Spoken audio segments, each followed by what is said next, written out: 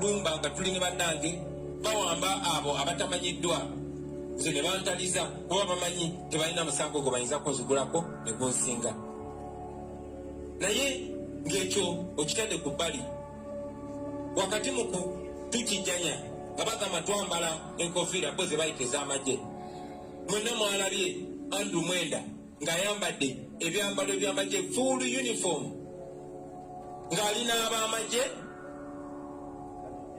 ng'ayingira mu nnyonyi ey'amagye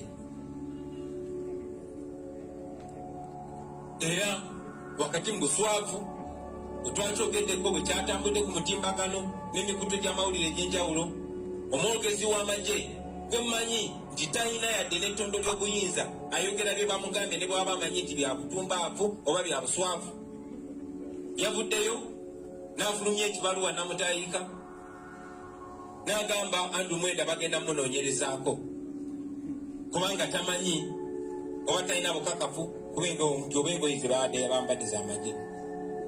Wayiseewo akaseera katono mutabani wa Museveni mu nkola emu ne batabani ba Saddam ne batabani ba Gaddafi ne batabani ba Mobutu ne batabani ba bannakyemalira bonna nga bwe babadde bwe bazenga bakola. Mutabani wa Museveni yavuddeyo ensonga yo n'agiggala nga twitinga butwitinzi n'agamba Andrew Mwenda talina musango kubanga muganda we yamwise bro. Ekibajjukiza ti Andrew Mwenda kubanga muganda wa Kayanja Mwanga era kubanga alina oluganda ku Muhoozi ye munnayuganda wa njawulo.